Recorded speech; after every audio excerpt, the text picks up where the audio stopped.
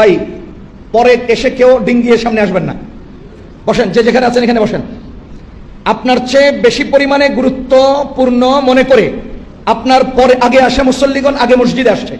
আপনি এত গুরুত্বপূর্ণ লোক হলে আগে আসতেন, আপনি পরে এসে কাউকে ডিঙ্গিয়ে সামনে আসবেন না। না, আপনার আগে যারা আসছে তারা আপনার চেয়ে গুরুত্বপূর্ণ এবং মসজিদকে তারা গুরুত্ব দিয়ে এসেছেন। সুতরাং কেউ আমার এই মসজিদে কেউ কখনোই কাউকে ডিঙ্গিয়ে সামনে আসবেন না। যে আগে আসবে সে আগে বসবে। আপনি যত উঁচু মানের হন, মসজিদে মুসল্লি হয়ে আগমন করে। বাংলাদেশের প্রধানমন্ত্রী ডক্টর ইউনূস যদি মসজিদে প্রবেশ করেন, কি হয়ে প্রবেশ করেন? ডক্টর ইউনূস হয়ে প্রবেশ করেন না মুসল্লি হয়ে প্রবেশ করেন? এই এলাকার বাদাম ব্যাপারী মসজিদে মুসল্লি হয়ে প্রবেশ করেন, এই এলাকার রিকশাওয়ালা মসজিদে মুসল্লি হয়ে প্রবেশ করেন, এই এলাকার এমপি মসজিদে মুসল্লি হয়ে প্রবেশ করেন। মুসল্লি সবাই সমান। এখানে কোন নেতার, কোন নেত্রীর, এখানে কোন ক্ষমতাবানের ক্ষমতার দাম নাই। যে আগে আসবেন সে আগে বসবেন, পরে এসে কেউ কারো উপর দিয়ে ডিঙ্গিয়ে সামনে আসবেন না। বলেন না, আসবো না। আল্লাহ বুঝদান করুন। তো ভাই, পরিবেশ নষ্ট করবো না।